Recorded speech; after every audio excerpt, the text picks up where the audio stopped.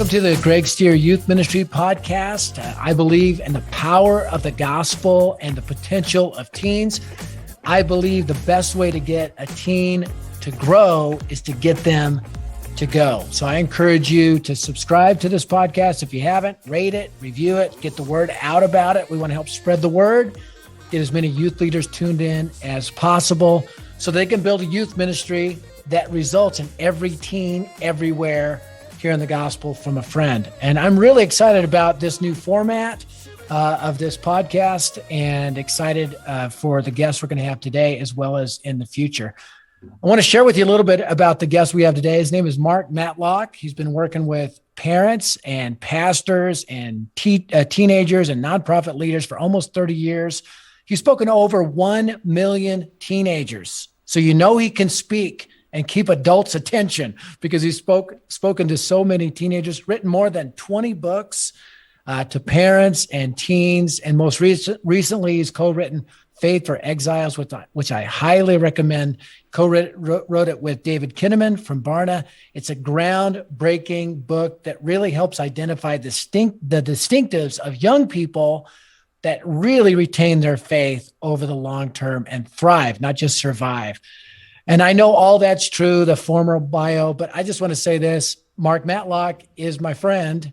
I've known him for about 25 years, and it is an honor to have him on this kind of kickoff to the Greg Stier Youth Ministry Podcast. Mark, thanks so much for tuning in today.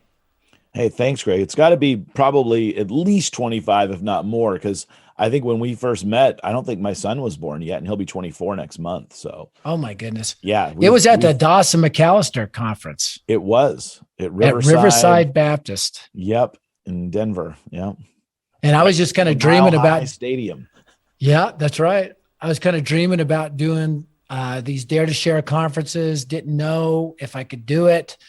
Went to the Dawson McAllister conference. Watched this guy like sit on a stool for an hour at a pop and just mesmerize these teenagers. I couldn't believe it.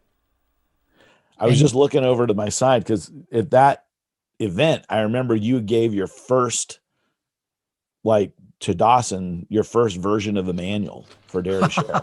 That's right. I was just looking on my shelf to see if I had it within arm's reach. I don't. It's down in my other office. But oh my goodness, man, time flies. And you were like the magician, the entertainment doctor. Was it Dr. Doom? Dr. Dare. Dr. Dare. Yes, that's right. It's probably where I got the name Dare to Share is from one of your sketches. You copied me in so many ways, Greg. It was so flattering. Well, back then we were called Warriors for Christ. That's right. Yeah. WOC. Yeah. Oh my goodness. Anyway, so glad that you're on here. And man, I think the first time we co-did something was at Saddleback. Yeah, it was for the Purpose Driven Youth Ministry Conference. I just finished my first research project with Barna, and that was looking at teens and evangelism. And then you were speaking about it, and I did half and you did half. Man, it was, I kind of described back then, you were the stat guy. I was the inspiration guy. It was like Spock and Kirk. And you were like, I was the left brain. You were the right brain. That's exactly right. You're like, here's the formal reasons we should do this. Here's the impact. And I'm like, fire, let's go, let's do it.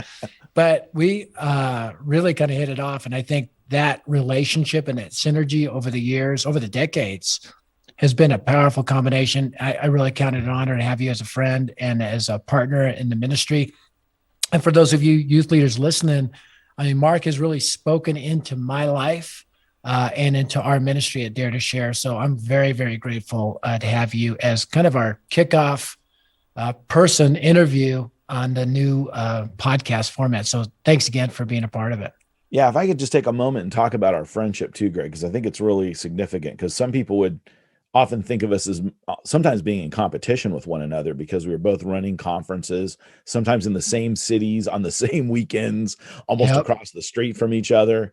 And we never had that posture toward one another. We were always there to champion one another. We shared ideas and insights freely back and forth. We call each other and pray for each other. And that kind of camaraderie is uncommon I remember, I don't know if you remember me saying this, but I'd gone to a thing that was honoring Bill Bright, or no, it was honoring Billy Graham with this Bill Bright Award. And Bill Bright's wife, Vonette, she got up and talked about the friendship that Billy Graham and, Bill Bright had with one another, and how that informed their ministries. And I sat there and thought, who do I have that's a friend like that? Not that you and I are like Billy Graham or Bill Bright, but I was saying, who do I have a friend in ministry like that? I was like, I think Greg's the closest thing. And I remember calling you and saying, someday when we're old, I hope that people say that we were good friends and supported one another well and challenged each other to do good works with our lives. Yeah, it's awesome. I hope every youth worker finds that person, that friendship. You really do need it. With somebody that they are connected to, that they can do that with. And I think because we were both in the conference ministry and producing curriculum, we could relate with each other's challenges, hurts, opportunities, threats, and youth leaders in the trenches, have a lot of things in common. And you need at least one person in your life like that. Really, really do. So, Mark, I'm grateful that you're one of those people.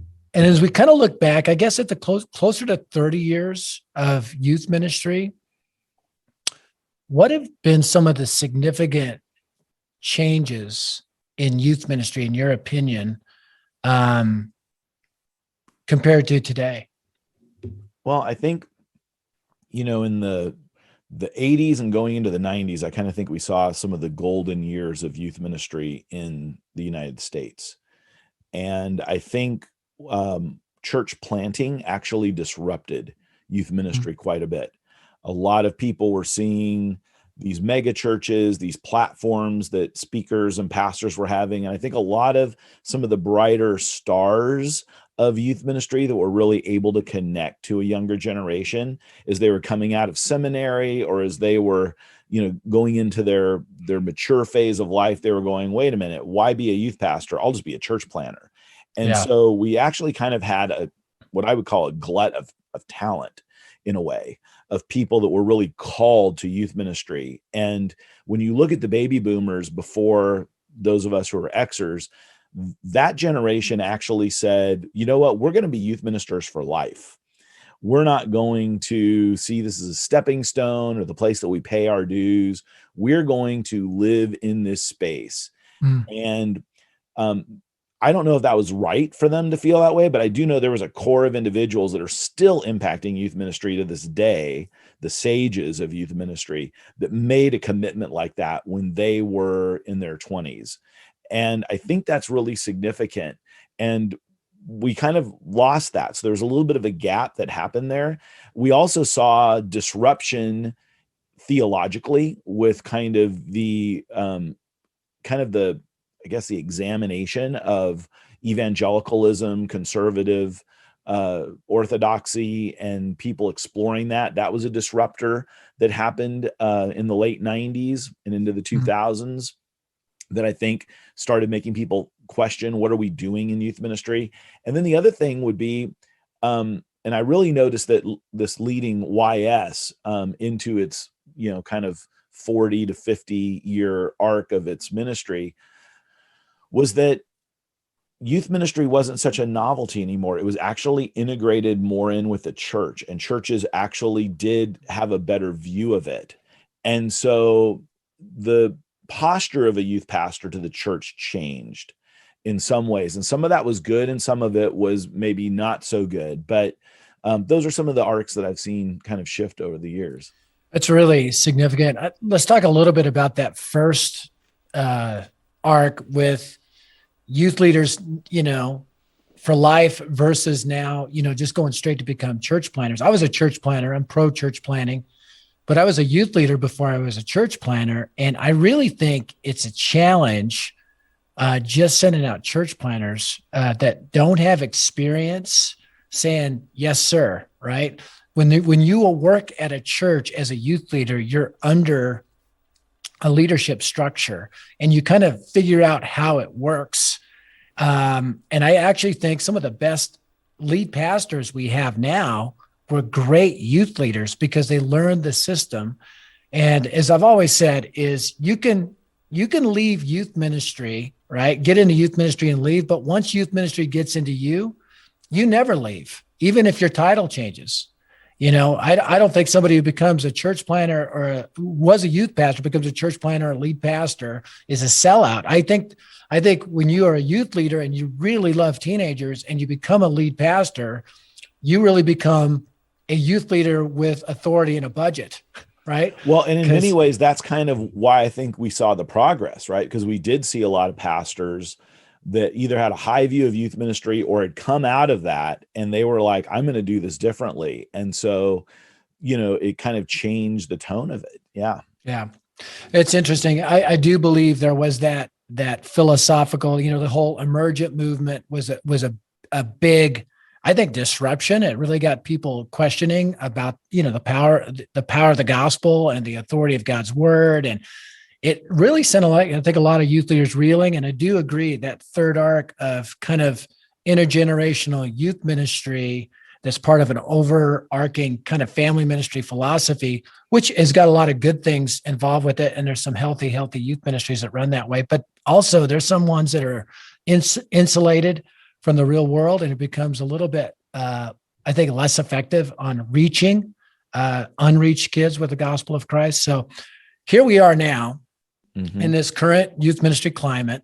And you wrote a book you and Kinnaman wrote a book that I think was groundbreaking, because before there was that You Lost Me and Unchristian and kind of what's wrong with our current youth ministry strategy. We're not keeping these kids, but then Faith for Exiles is this expose in a good way of what's working for these young people that are retaining their faith. And if I remember right, there were 5 key elements that identified, I think, what you called a resilient disciple. First of all, what do you mean by resilient disciple? And then what are those 5 key elements?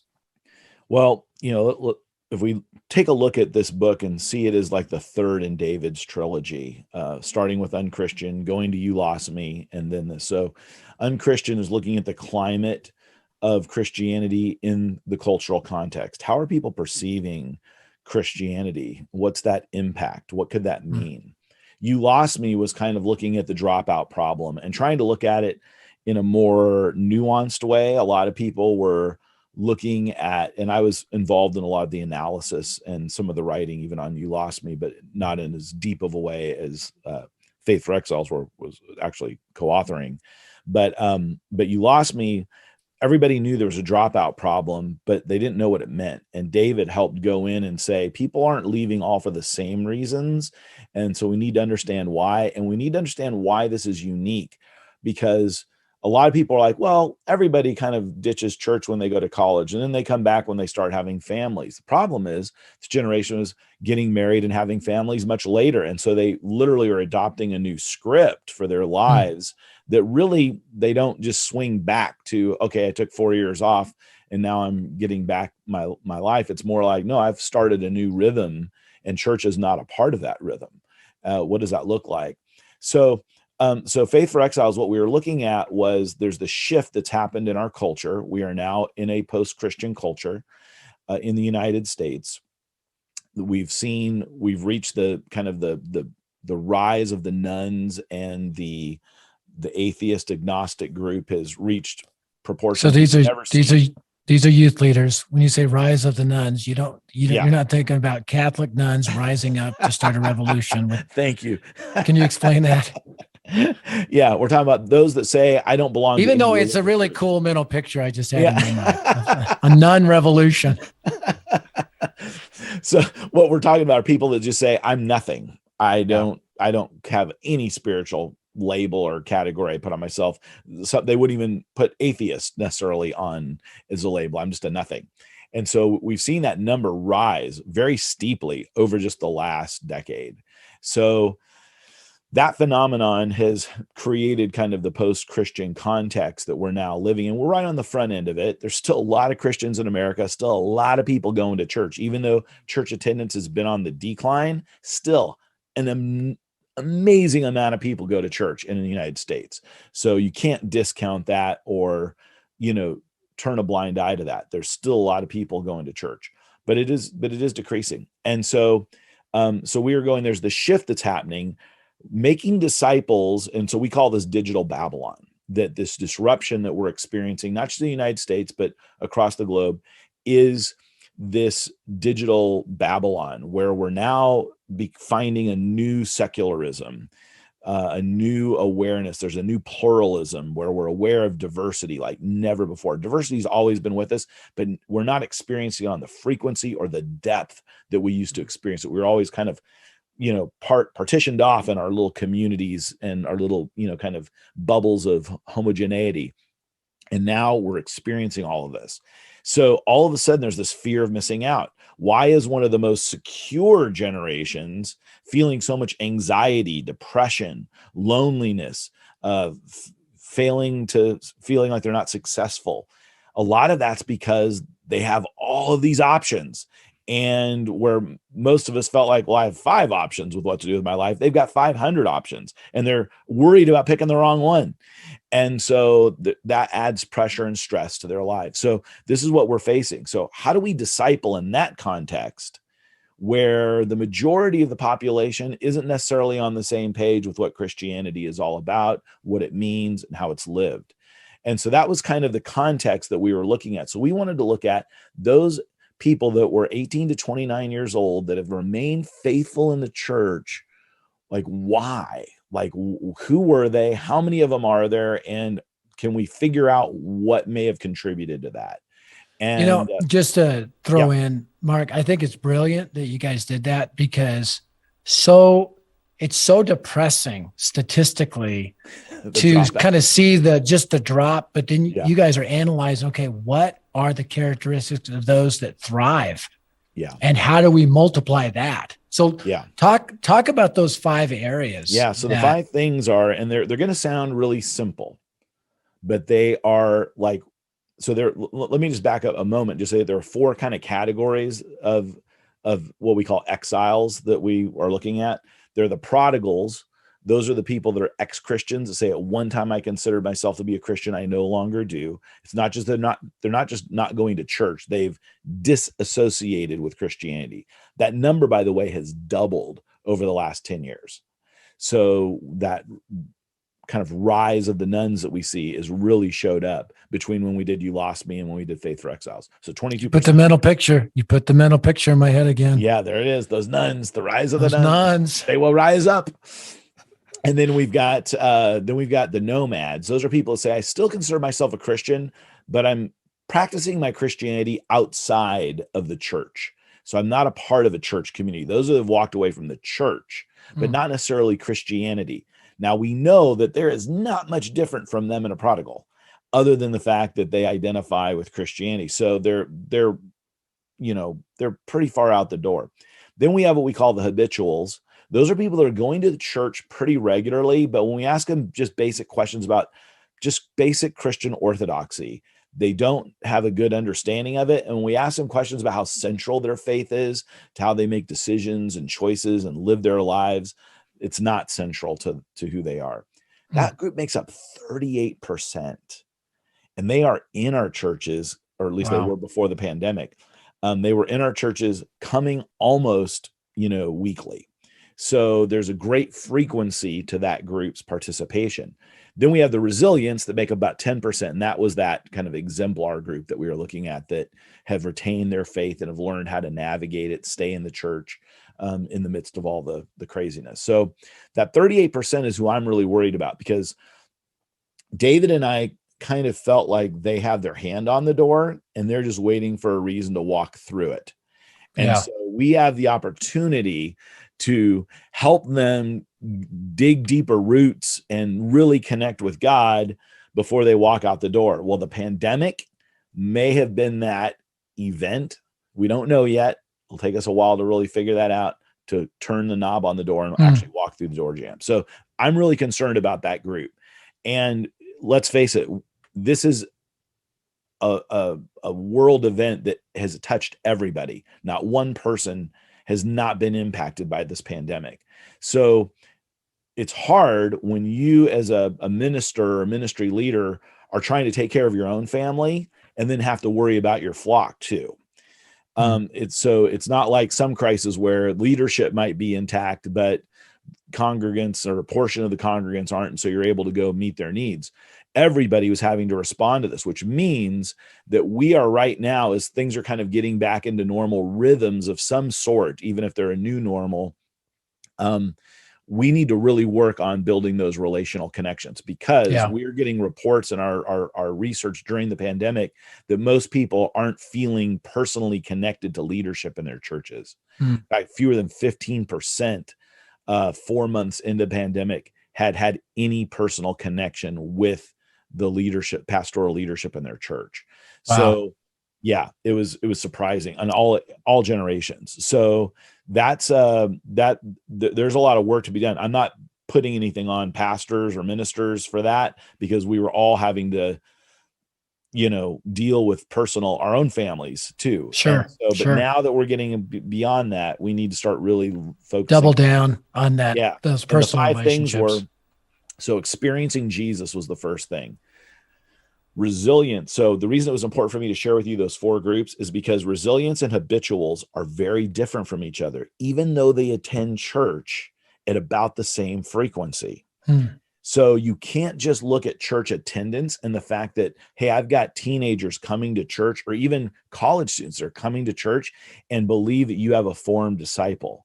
That is not a good enough indicator. You have to go deeper. Because when we ask them questions about their connection to Christ, their experience of Jesus, resilience described a relationship with Christ. The others did not show that same kind of depth, by double percent. A habit, a ritual, but not necessarily a relationship. Yeah. Right. And the way that we described experiencing Jesus is removing the religious clutter from our lives so that we can actually experience Christ. Let's face it, our churches, our religious institutions have amassed a lot of clutter since Christ rose from the dead and ascended back into the heaven after giving us the Great Commission. And this pandemic actually gives us a great opportunity to curb that clutter.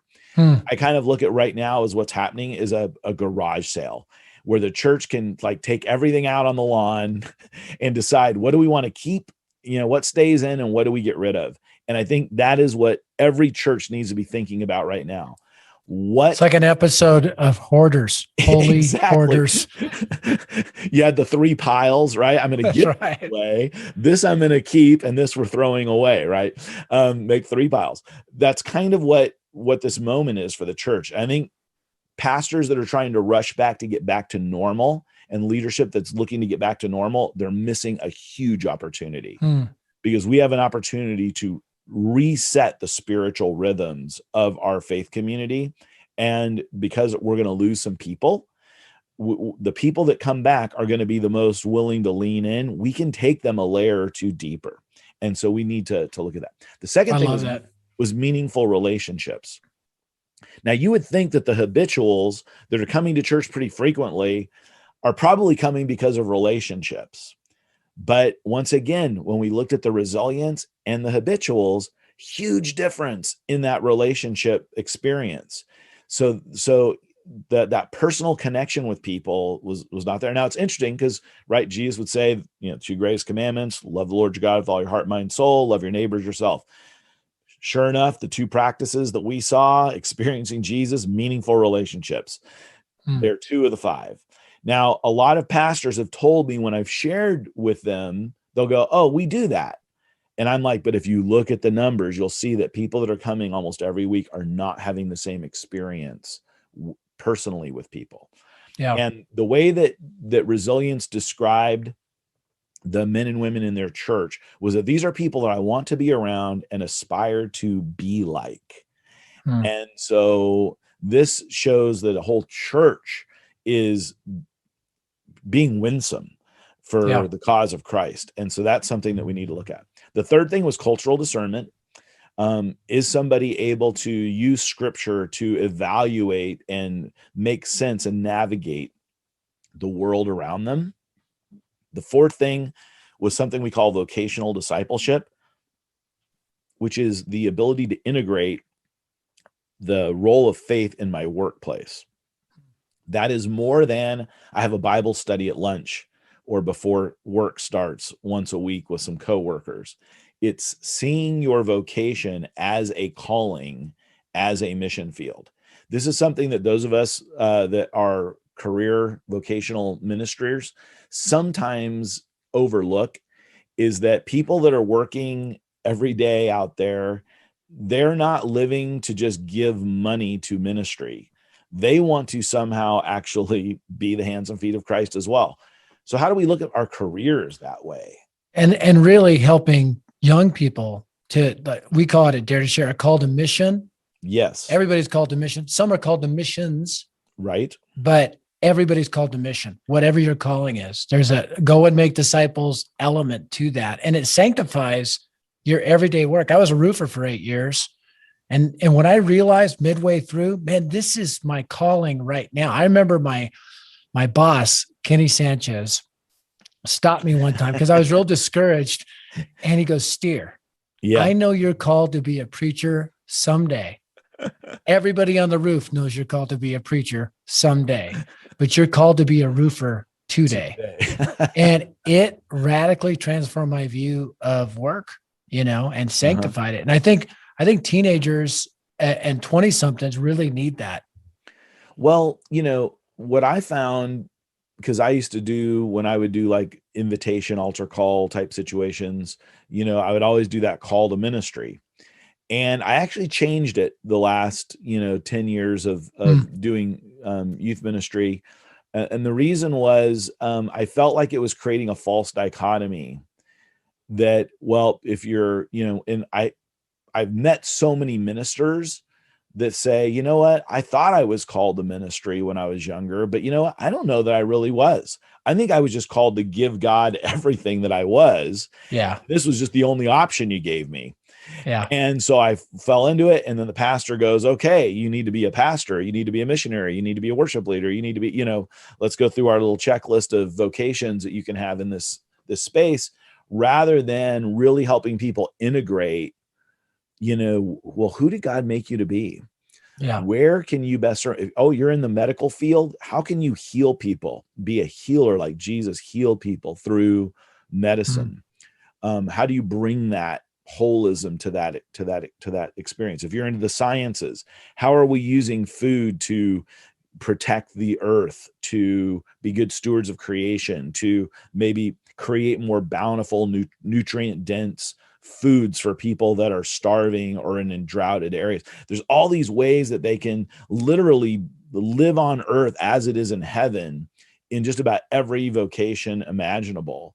How do we help people, and young people especially, see that? We have, a little over a third of youth group attendees tell us they want to go into a STEM related field. So science, technology, engineering, mathematics. That is a field that is typically goes against, that shouldn't be, but that's typically the way it's postured, right? Those scientists, they hate God. And so they're going into an area that is very challenging to live out their faith. Have we prepared them for that? Yeah. Have we helped them really navigate that space? And have we abandoned those areas? And now a lot of those places are spiritually dark. My wife was a public school teacher for the last 26 years. And she was a light in that school. Yeah. And, she'd always have people, why don't you teach at a Christian school? And she said, I love Christian schools. Our kids go to a Christian school. But if all the light leaves the public school, where are these kids going to be? Yeah. And we need to shine the light in the school. And well, let's get to that. What's that fifth area? This is the one I'm of course super excited about. Yeah, I put it at the last so that you wouldn't cut me off. And there you go. You let me finish man. all five. Yeah. Exactly. That's living on countercultural mission. Woohoo! And one of the things that we noticed about these resilience is that they understood that following Jesus was going to mean, from time to time, having to take a stand against the culture. When we think about resilient disciples, and we think about discipleship in digital Babylon, we're thinking of Shadrach, Meshach, Abednego, Daniel. We're thinking of Esther.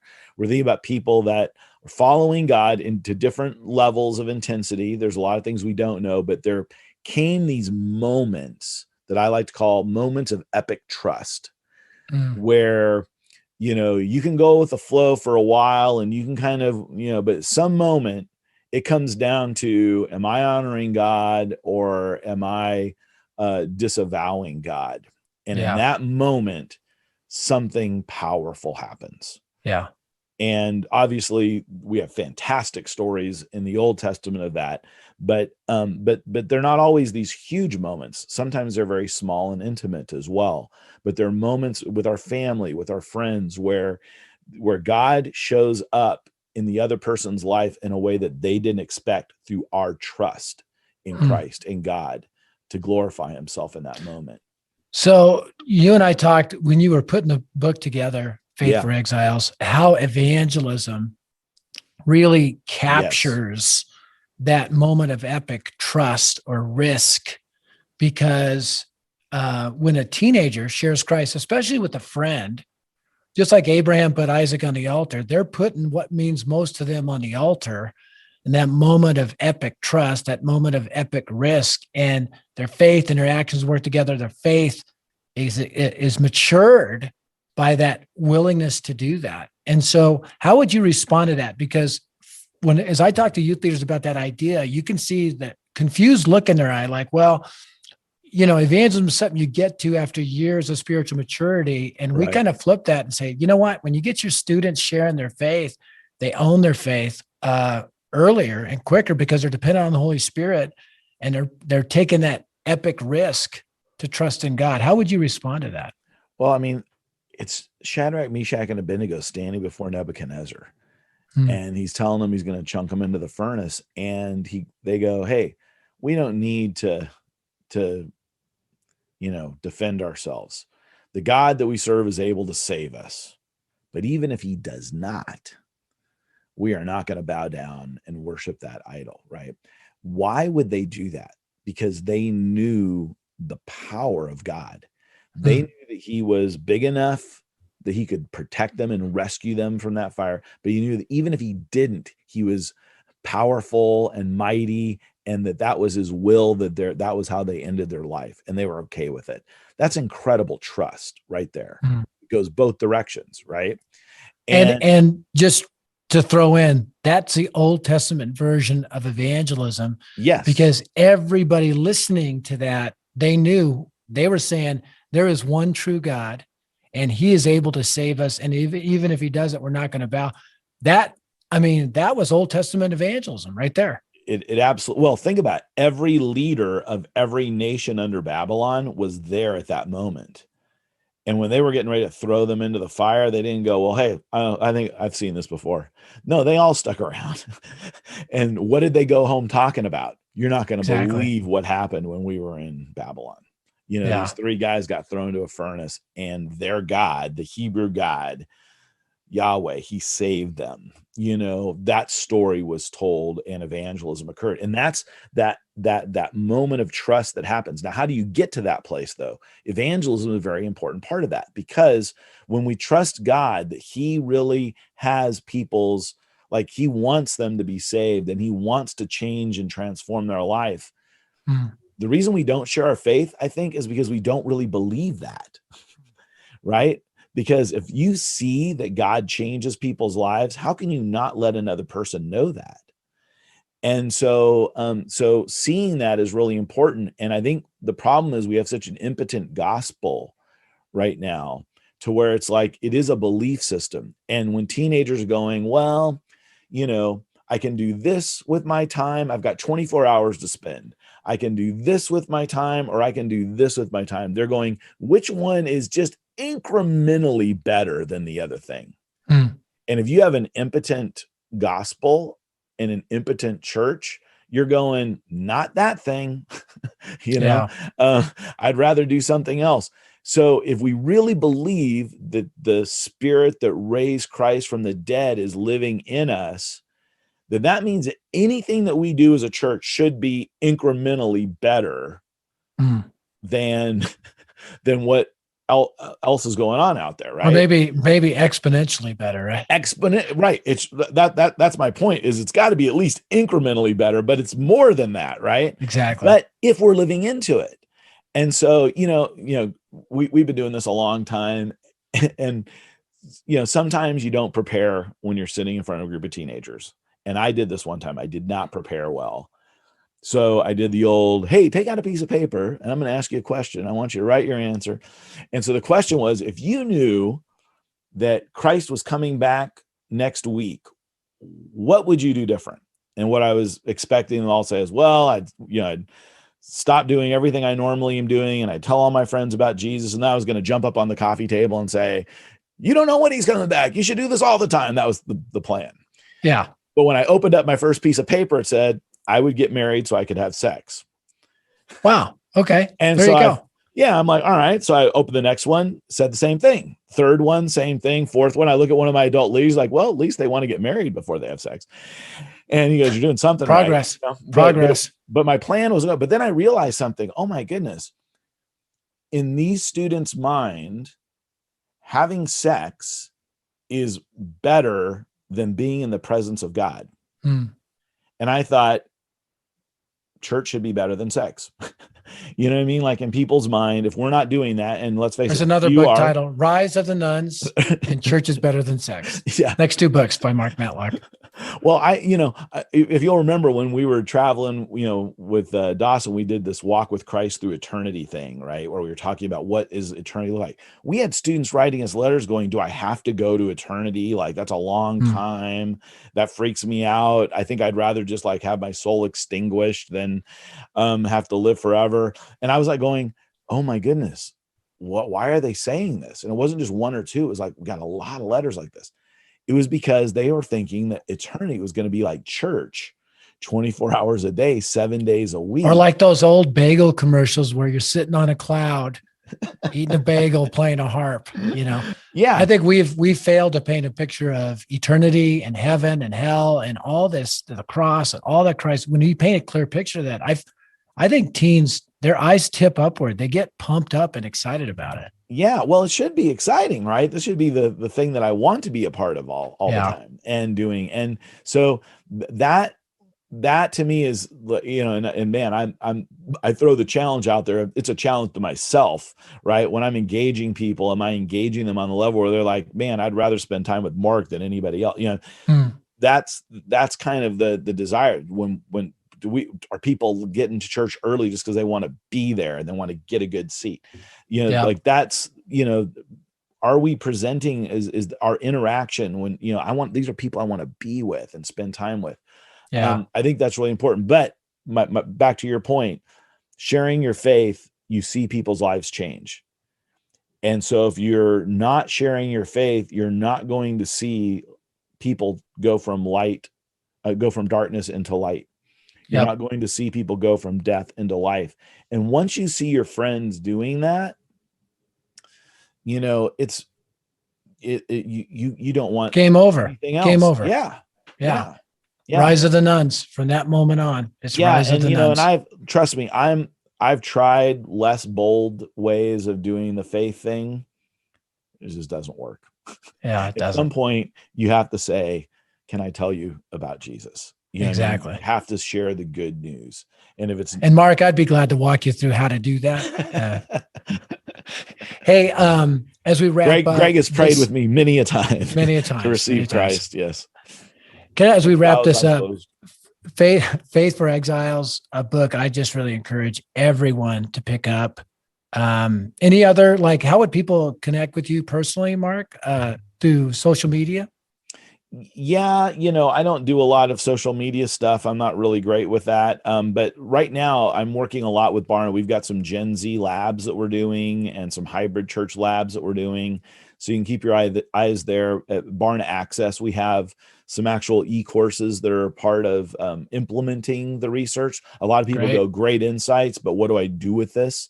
And so we've created some tools to help people actually implement that in their context. Where would they go? to? You go to barna.com, and it's in the Barna Access program. It's or faithforexiles.com will take you to those resources as well. Yeah, really encourage youth leaders, dive deeper into this stuff. Get Faith for Exiles. If you have not, read the book, go through it. Mark, thank you so much for being a part of this. This has been fun for me personally and informative. I always learn new things and new words when I talk to you.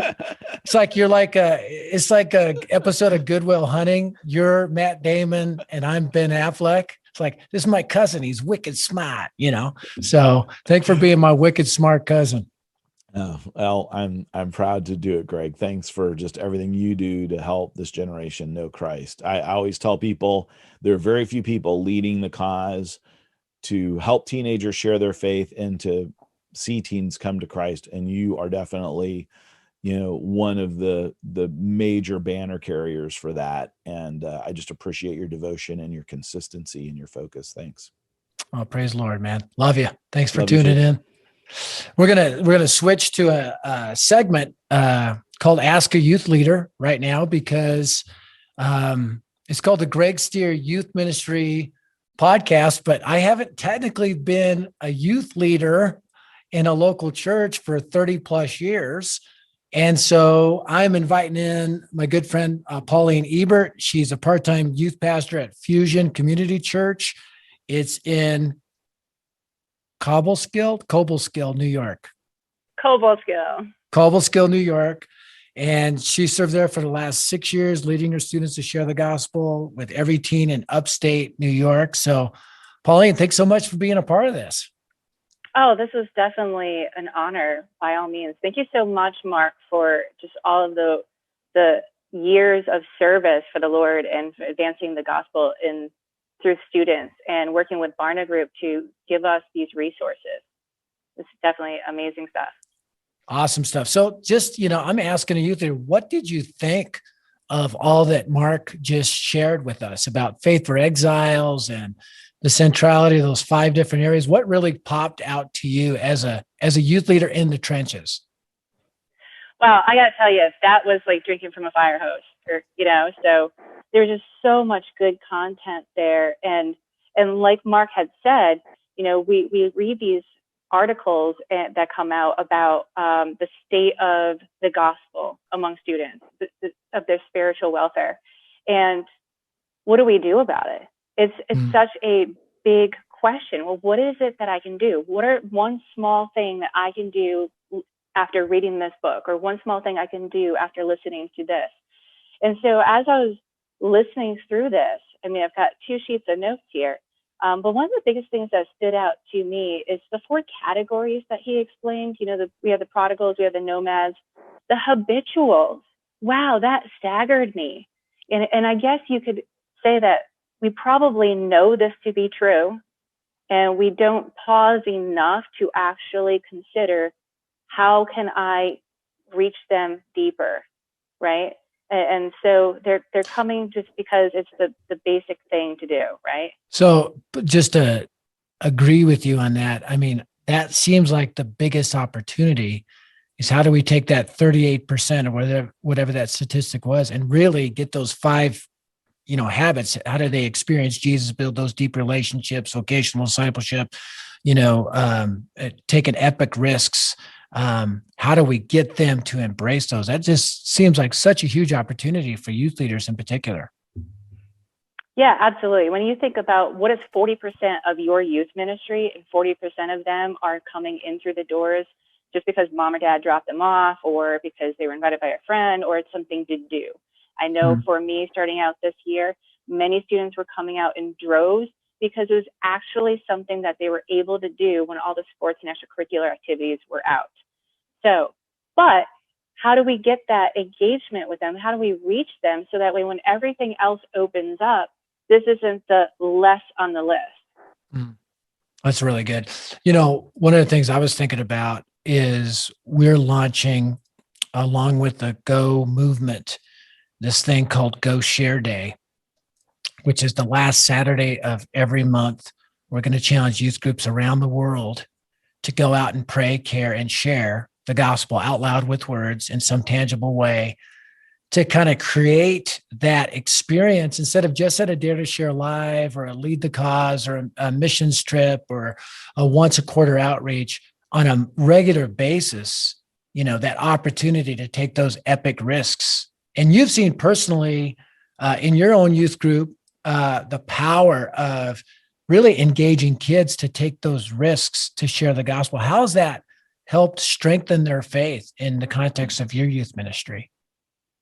Oh, wow. Like, there is nothing that grows your faith more than that situation that causes a need to grow. And so when you are preaching to your students and you're discipling them, and then you give them the opportunity to go out and share and just put some action behind their own faith, that's when you see them scramble of, let me pull up the scripture. Well, let me refer to this, or let me actually lean into this.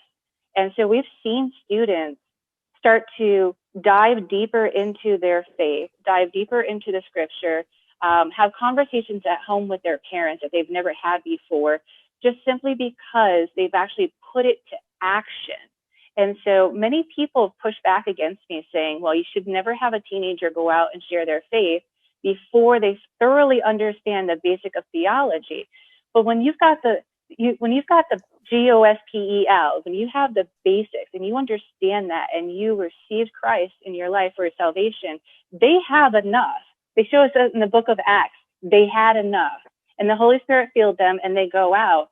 And so I think we discredit just the power of the Holy Spirit that can be used through a teenager when we inhibit them from going out to reach their friends or to talk about their faith. So this was a fantastic thing. There's many different things. And like you said, having that garage sale of programs as not to go back to normal, we program so many things. And I've seen this throughout 2020 where we couldn't do all the things. And so what could we do that could actually connect us with students, things we couldn't gather the way we could before? And so we were very creative. We started to have hikes where we can be relational with students and actually talk to them and counsel them through whatever they're experiencing and the burdens that they had. And that built those meaningful relationships. But we're looking at 2021 going, okay, we are not going to just pile on the calendar. Let's look at what actually gave students opportunities to grow. And so now we're really combing through all of that. And things like Lead the Cause and Live were unnegotiable because those were actually opportunities that proved that students developed a deeper need to grow in those moments. So certainly we're looking at that. So those of you listening and don't know, Lead the Cause is a full week summer program that Dare to Share does to really take teens deeper into the mission, living out that countercultural mission. And Dare to Share Live is a once a year simulcast event where we mobilize teens to share the gospel. Pauline, thank you so much for being a part of this. How can youth leaders pray for you in your current youth ministry? How can they specifically pray for you? I would love for anybody listening to continue to pray for Infuse, that's our student ministry, that leaders will start to own the call to live on mission and to see their community and even students around them, the younger students, as a mission field to help reach them and to share the gospel with them. Great. Youth leaders, I really challenge you, pray for Pauline and Fusion, that God will just infuse that passion for the gospel and mission and growth. And Pauline, I'm so grateful you're part of this program today. And I think we both learned a lot.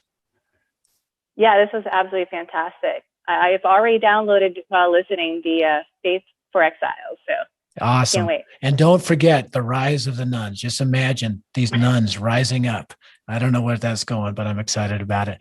Youth leaders, I just want to thank you for tuning in and being a part of this program. I want to remind you that building a gospel advancing, disciple multiplying youth ministry is simpler than you might think. Thanks for tuning in.